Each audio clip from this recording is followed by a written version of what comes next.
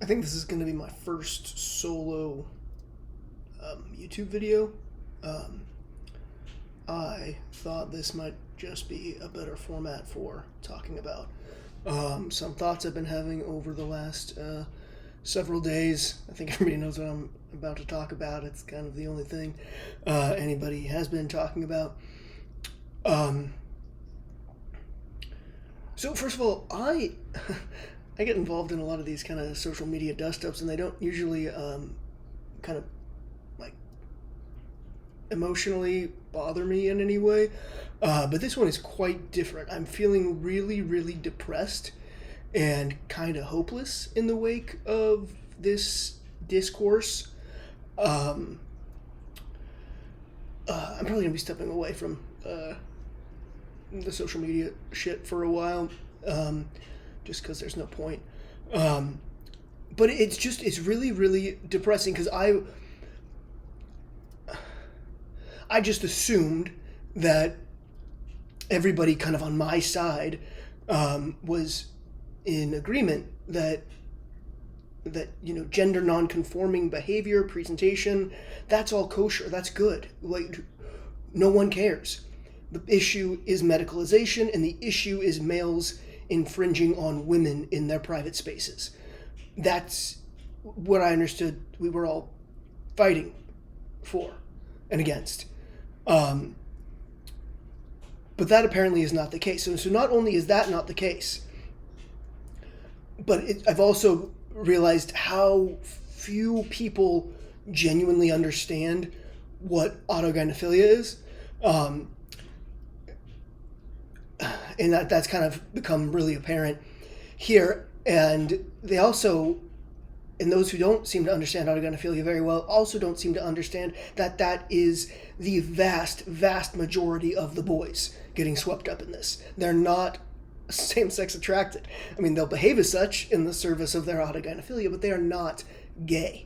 They would not grow up to be gay.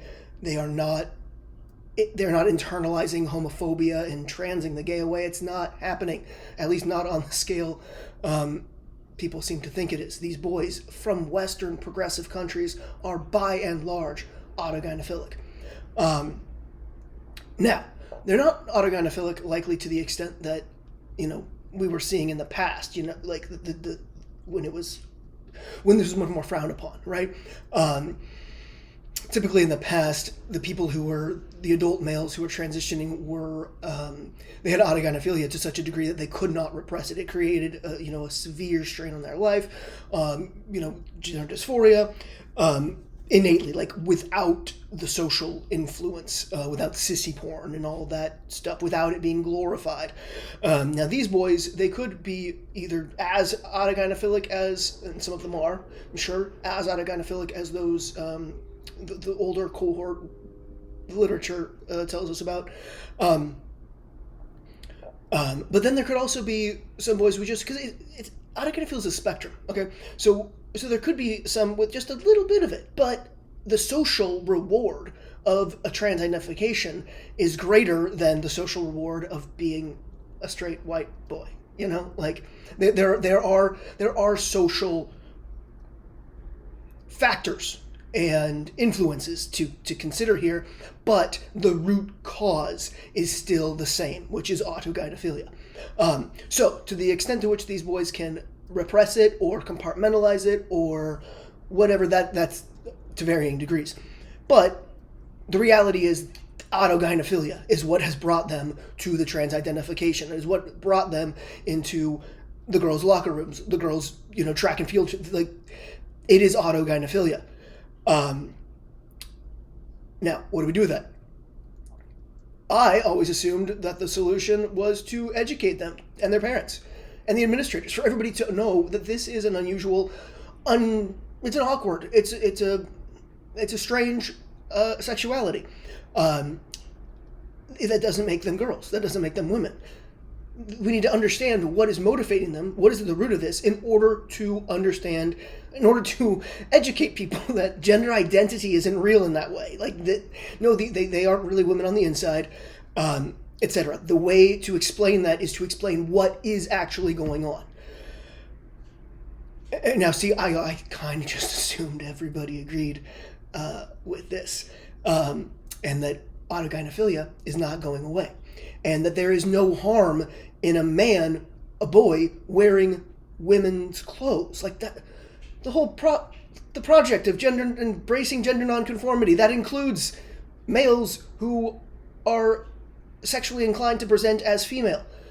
Like, as long as they're, again, not being sexual in public, I see zero harm in a man wearing a dress and tights or whatever it is he wants to wear. Like, as long as they're not using women's spaces, where is the harm? I don't get it. And there's this, everybody seems to just be crawling out of the woodwork saying, like, it was, like, so insensitive and so, like it's basically like you're exposing people to a fetish by wearing the clothes that you want to wear. Like, it just, if we're going to accept that men can and should be able to wear whatever clothes they want to wear, provided, again, it is decent and they're decent, they're presenting themselves decently, they're not being inappropriate, like,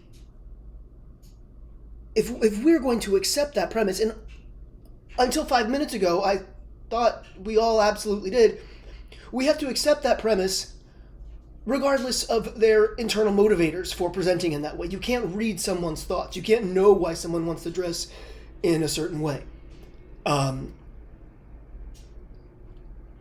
This is just such a fool's errand. I don't understand. I just keep saying that I don't understand. I'm really, like, what do people think the solution is? If not, gender nonconforming, regardless of why. Like, anyway, so it's that fundamental apparent disagreement that I didn't know that we had. That's making me really, I don't have the hope that I did. Like, I just saw this as a foregone conclusion that, the GC side winning, as it were. It just seemed like such a foregone conclusion until now. Like, what do we do with this if suddenly the reason all these boys and young men are wanting to transition, are presenting themselves as women, the very reason that they're doing that is suddenly just so unspeakable and horrific. Yeah, so two things there. I didn't realize how few people actually understand what's going on with the boys. And I didn't realize how so many people find it abhorrent, what's going on with them. And if that's how it's going to be presented, of course they're going to stay clung to the arms of gender ideology, because I think something that's missing a lot from this conversation is actually where we are in the arc of history in Western civilization. And that is at a time where if a man says he feels like a woman for any reason whatsoever, regardless of what he's wearing, what he's done medically, regardless of anything, that means he is a woman and should be legally treated as such. Now, the primary, vast majority of the reasons why a boy or man will do this is because of autogynephilia. That's just the reality. As I keep saying, they are not gay. I mean, a tiny percentage of them are. The little boys, absolutely, they're probably just going to grow up to be gay men. But if somebody has adopted this identity post-pubescently, there's really no question as to the root motivation, and that is autogynephilia, not homosexuality. Again, they might look like they're gay because they're going to be engaging in a lot of what's called meta-sexuality. So they might be in relationships with men, relationships with other trans women as well. But these are not actually homosexual. They are behaving in a homosexual way in the service of the autogynephilia because it serves to validate the self as a woman. Anyway, don't have to go into the details of the sexuality of autogynephiles. Suffice it to say, even if they're behaving in a homosexual manner, that in no way indicates that they're actually of the homosexual, transsexual ideology. Again, that type is incredibly, incredibly rare amongst Western post-pubescent males. Now, understanding that, and understanding that the world that we live in currently tells all of them that they are valid women, that they belong in women's bathrooms, women's changing rooms, women's sports teams, women's prisons, shelters, just on the grounds that they have this feeling that they want to be female. Our entire culture has framed that experience in the context of gender identity, completely ignoring any kind of sexual relationship to it, and absolutely not accepting the truth of autogynephilia. Again, autogynephilia is a transphobic concept. Let's remember, is how it's understood. Even for those who have actually heard of it, which are rare. Very few people actually heard of this, and the vast majority are going to have it understood as a transphobic, anti-trans means of invalidating trans lesbians, or however they're going to frame it. Okay, so that's the world that we live in. The world that I and many of you live in online apparently is very, very disconnected from that world. Instead, online, in the gender-critical sphere, people seem to not realize that we live in this world. They seem to think that autogynephilia is a well-known phenomenon, and that is what's being celebrated and embraced, and that anybody who has this sexuality is advancing that agenda of males being in female spaces, of I'm having a hard time even conceptualizing what is in the minds of these people who are saying that a man in a dress who says he is a man in a dress, not a woman, is endorsing gender ideology. Like, that's what a lot of you are saying. And no matter how many different ways I read it or try to understand it, I don't understand it. So yeah, if somebody can articulate it better or in a different way, maybe it'll sink in. But I'm really at a loss to understand what you're thinking. I can see no better way to undermine the gender identity narrative that AGP exists under the radar within. I can see no better way of dismantling that than shining a light on autogynephilia by saying, this is what it is. This is what it feels like. This is how it manifests. This is what those behaviors look like. This is what it is. And this in no way makes those of us who experience this women or entitled to women's spaces. Like, I don't understand how there could be any better way of dismantling the ideology.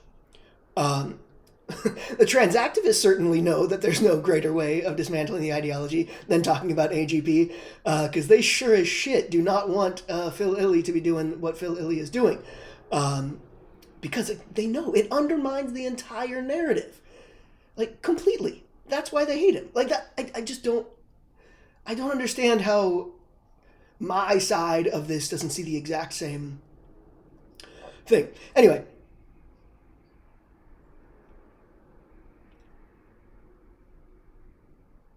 I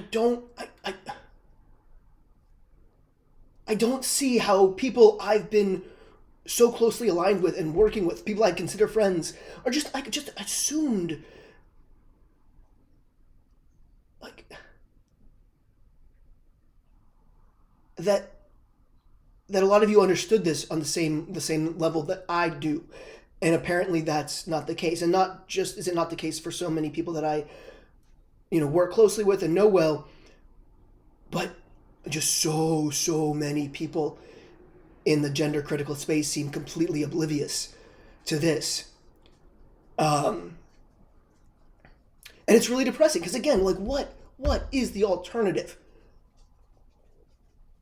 And nobody seems to know what that is. You're all acting like this is your first, like the first time you considered autogynephilia without the ideology. How could that be? I don't understand how that could be. Anyway, I'm just kind of venting. I am quite frustrated, I'll be honest. Again, like I said before, I don't usually get emotional about these kinds of pile-ons, and even when I'm at the bottom of it, it doesn't really bother me, other than it can be frustrating. But because I always see it like just a misunderstanding, or just a misunderstanding. We're all going in the right direction. Little things happen like this, but this is really shaking me because like what is the alternative? What did you envision? Policing people's attire based on their motivation for that attire?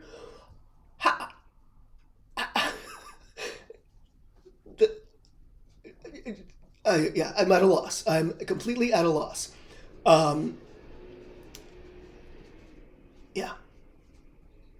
It just feels very, very hopeless that so many people that have just worked tirelessly in this space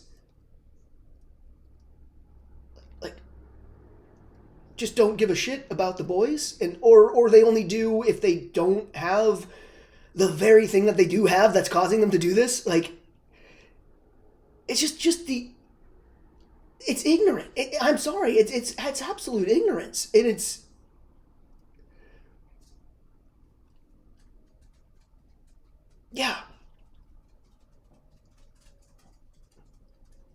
the mothers of these boys who are clinging so hard to any other explanation, and they're going to listen first and foremost to anyone who gives them an explanation other than autogynephilia.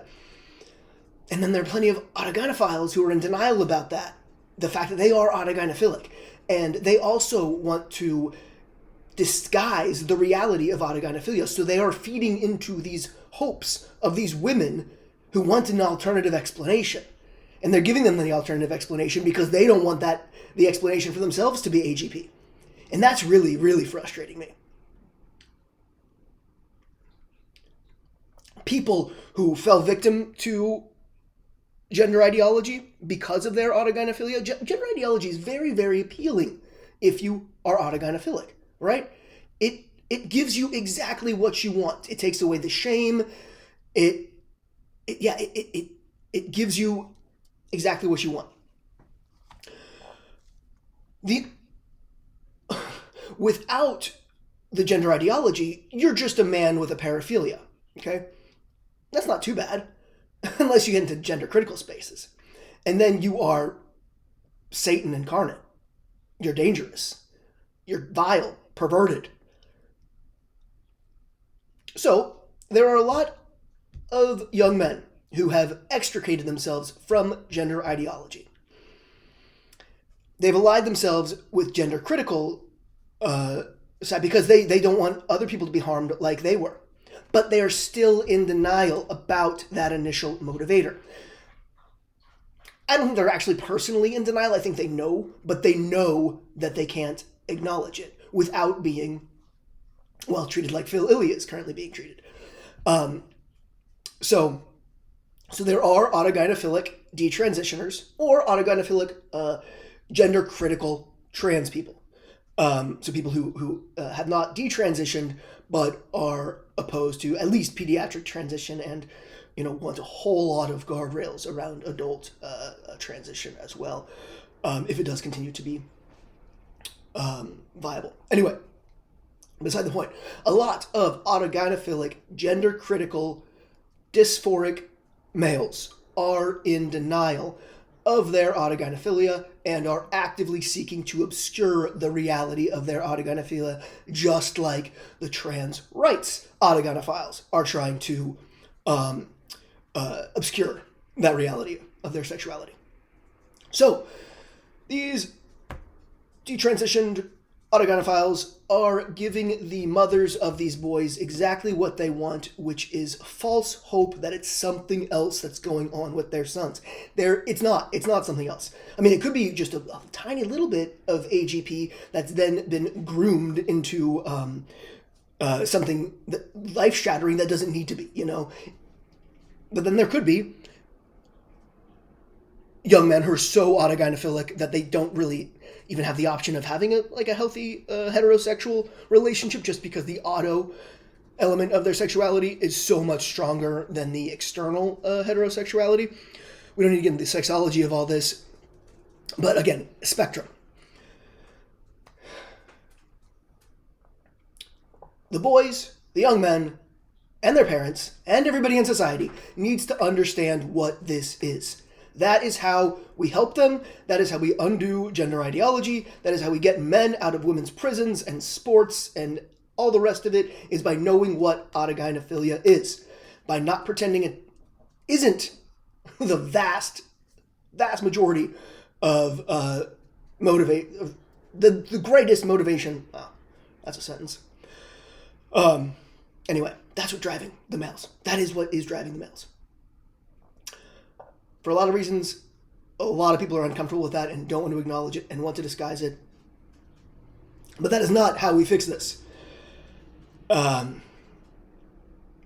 I know that this rant is not going to change the current state of the discourse, as why I said I'm going to be just checking out for a while. I've got a lot of good stuff I would like to be putting my mental energy on. And just the space online is really, really demotivating and depressing. And yes, I know there's stuff that I can be working on that will be helpful in the future. So that's what I'm going to be focusing on for the time being, at least. All right. See y'all another time.